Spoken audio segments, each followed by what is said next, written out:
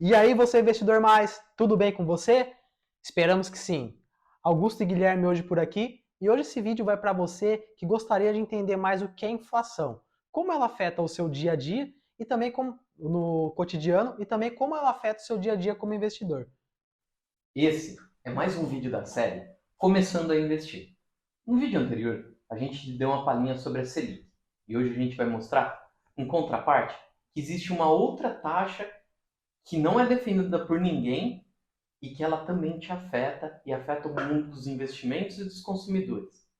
Essa taxa se chama inflação. Foi isso que você disse, não foi? Exato. É nóis. Bora lá então. E antes de começar, já sabe, né? Senta o dedo no like, considera se inscrever no nosso canal, ativa o sino de notificações para o YouTube, sempre te lembrar quando a gente subir um vídeo. E compartilha com aquelas pessoas que você gosta. E só para você não esquecer, aquelas pessoas que você não gosta, amigo, elas que lutem para achar conteúdo bom na internet. Então, sem mais enrolação, Bom, bora eu pro não tô vídeo de enrolando hoje? não, cara. A inflação é um assunto que fica sempre muito em alta. O Brasil é um país que tem uma taxa de inflação consideravelmente alta perante aos outros países do mundo. Então, com certeza, você já deve ter ouvido falar da inflação na internet, na televisão e até em rodinhas de conversa. E com certeza também sentido bastante no seu bolso. Isso daí é o que mais pega, né? Dói, dói, amigo. Dói bastante. Corre até uma lágrima quando a gente pensa na inflação.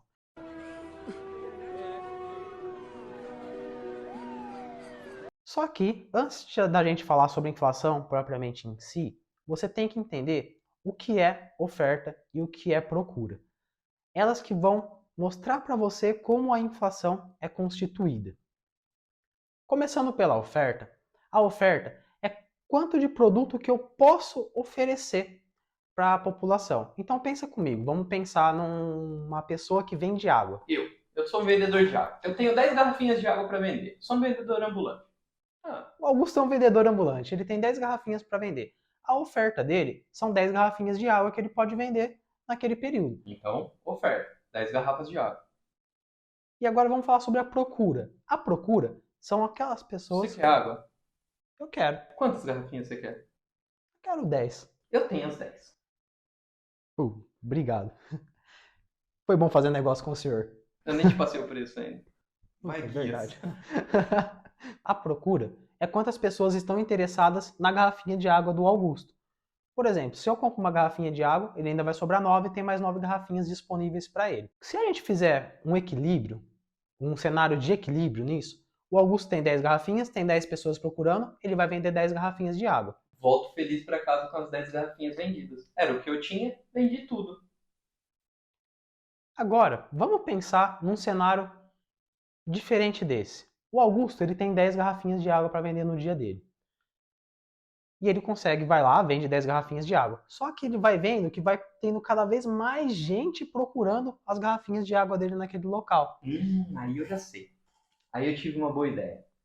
Como eu tenho 10 garrafinhas e tem mais pessoas querendo garrafinha de água, eu tenho mais demanda. É isso aqui. É isso. Aumentou a demanda. Eu já sei. Eu vou subir o preço da minha garrafinha de água. E aí? O que acontece? Quando o Augusto sobe o preço da garrafinha de água, quando a oferta é menor que a procura, quando a procura se eleva e a oferta cai, continua igual, nós temos o cenário de inflação. A garrafinha que era 10 reais, por exemplo. Nossa, 10 reais é muito, né? R$ 3. A garrafinha de água, que era 2 reais, a título de exemplo, agora subiu para 3. Subiu R$ 1 por garrafinha. Esse R$ 1 que subiu é a inflação. Exatamente. É perfeito. Perfeito. É isso mesmo. É a inflação. Agora, vamos falar isso em uma escala mais geral, uma escala maior. Por exemplo, no âmbito nacional, quando a gente pega para o Brasil inteiro. Pensa comigo uma coisa. A gente foi muito impactado esses tempos por causa da guerra entre a Rússia e a Ucrânia. E isso trouxe um impacto muito importante na distribuição de fertilizantes para o nosso Brasil. Por causa da guerra, os países não conseguiram trazer esse fertilizante para a gente na quantidade necessária para atender toda a nossa demanda. Demanda do quê? A demanda da produção agrícola. Os fertilizantes da Rússia e da Ucrânia, eles são utilizados na produção do nosso campo. E aí, se o nosso produto o nosso alimento teve que aumentar o custo de produção dele, o que acontece com o custo lá no supermercado, Gui? Tem que subir também. Além de aumentar o custo de produção, como o Augusto falou, também a gente tem uma diminuição da quantidade de alimentos que podem ser feitos também. Imagina, se você tem muito mais fertilizante e um espaço grande para você conseguir plantar, você consegue utilizar todo esse fertilizante. Mas quando você tem menos, você não consegue usar em todo esse lugar, o que diminui também a quantidade de produtos que você vai fazer. Então lembra da oferta e demanda que a gente está falando, oferta e procura? Se você tem menos oferta, você vai chegar no supermercado menos comida, tem o mesmo número de pessoas querendo comprar, que vai fazer o preço, igual a garrafinha de água do Augusto. Também Só. vai subir e a gente vai sentir no nosso bolso. Por quê? Porque aí talvez o seu salário não aumentou no mesmo nível que o preço dos produtos subiram. Essa diferença é a inflação corroendo o seu poder de compra. E aí a gente fala que o dinheiro está perdendo o poder de compra dele ao longo do tempo. Outro caso bastante emblemático também foi quando teve a greve dos caminhoneiros.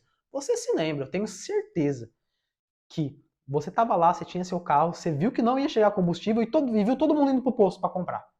Agora você imagina, não ia chegar combustível, o posto ele tinha uma quantidade de combustível ali que ele tinha para oferecer no dia, só que tinha muito mais gente procurando, muito mais gente procurando. O que aconteceu? O preço obviamente subiu lá nas alturas e você comprou o combustível muito mais caro do que ele realmente, do que o preço comum que ele tinha.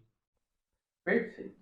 Agora, o Guilherme, lembra que o Guilherme é formado em administração. É por isso que ele começa a falar desse assunto, ele se empolga tanto, tá? Ô Gui, conta pra gente, e como que a inflação é medida no Brasil?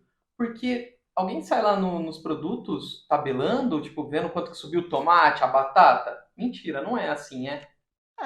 É exatamente assim. Para o cálculo da inflação, é pego uma cesta de produtos. E essa cesta de produtos é composta por alimentos, é composta por transporte, por moradia, entre outros pontos que são fundamentais para a nossa vida. Esse é o índice oficial do Brasil. E ele é medido pelo IBGE, tá Isso, certo? perfeito, é pelo IBGE mesmo. Como que ele chama? IPCA, Ah, com certeza você também já deve ter ouvido falar dele. E o IPCA também ele é muito importante para, além do cidadão comum, ele é muito importante também para o investidor. Começa a pensar comigo. Se você tem um investimento que rende 10% ao ano, por exemplo, e uma inflação de 5%, foi o seu real ganho nesse investimento? Foi 10%? Eu acho que não. vamos fazer uma conta aqui, para não ficar conta de padeiro, tá bom? Ó, então acompanha aqui comigo. A taxa de juros foi de 10% e a inflação foi de 5%. Isso quer dizer que enquanto seu dinheiro rendeu 10%, ao mesmo tempo ele perdeu 5% de valor. E para fazer essa conta e ver quanto ficou, a gente não vai subtrair não. Essa conta aqui está errada. A conta correta, a gente tem que dividir o fator da taxa de juros nominal pelo fator da taxa de juros da inflação. Quando eu falo em fator da taxa de juros, eu quero dizer que é 1 mais a taxa de juros nominal dividido por 1 mais o IPCA, menos 1. Beleza? Fazendo essa conta aqui, deu 4,8%. Isso aí. Agora você aqui de volta para a gente, você já sabe que seu rendimento não foi 10%. O seu rendimento real foi de 4,8%. E isso, amigo, faz toda a diferença. Porque se você estivesse considerando, contando com os 10% para pagar uma conta, você não ia ter. Porque a conta ia ter aumentado 5%. E lá na frente, você não ia ter esse dinheiro. Você ia entrar no devedor de novo. Nós temos nomes para essas duas taxas. O 4,8% que o Augusto falou é a taxa de juros reais que você teve. E os 10% ele é chamado de taxa de juros nominal. Perfeito. Amigo, amiga, taxa de juros nominal, taxa de juros reais. Você que está querendo ser um investidor, você tem que saber o que é a taxa de juros real, beleza? Agora, uma outra conta legal para você aprender também é como saber quanto que o dinheiro vale pelo desconto da inflação. Poxa, a gente falou que teve um desconto de 10%, 5%. E que isso realmente representa? Ó, imagina comigo que num período de 12 anos, 13 anos, A nossa inflação foi de 100%, tá bom? Você tinha R$ 100 lá atrás e quer saber quanto que esses R$ 100 vale hoje. Como fazer essa conta? Você vai pegar os R$ 100, dividir ele pelo fator da taxa da inflação, menos 1, e vai saber quanto que deu o resultado. Vamos fazer a conta aqui, ó. 100 dividido por 1 mais 1 igual a R$ 50. Quer dizer, amigo, que o seu dinheiro, que antes valia 100, hoje vale 50. Dando uma ilustrada aqui, imagina que você colocou uma nota de R$ 100 na carteira e deixou ela guardada durante esse período todo, esses 10, 12 anos. É só uma conta hipotética, tá bom? E você deixou ela guardadinha lá na sua carteira e ela ficou. E a hora que você foi pegar, ela se transformou numa nota de 50. Não era mais uma de 100, é uma de 50. Só que você precisa fazer uma compra de R$ 100. E agora o que você precisa? De duas notas de 100 que valem 50. Na prática, você está tirando R$ 200 do seu bolso para comprar aquilo que antes você pagava com 100. Esse é o efeito corrosivo da inflação no seu dinheiro. Perfeito, Augusto. Perfeito. Muito boa explicação. Obrigado. Acho que deu para você, investidor, entender bastante sobre isso daí. Agora, pensa comigo. E se o Augusto, se a gente não tivesse deixado o dinheiro na carteira e tivesse investido esse dinheiro durante todo esse período com uma taxa de juros reais de 5% ao ano? Quanto que você teria? Peraí. Eu vou fazer essa conta aqui de novo. 5% ao ano elevado a 12 vai dar 79,58%, Guilherme. Nossa, então daria para você comprar praticamente o dobro do que você comprava há 10 anos atrás, porque nós estamos falando de juros reais. Olha que legal quando a gente pensa em educação financeira.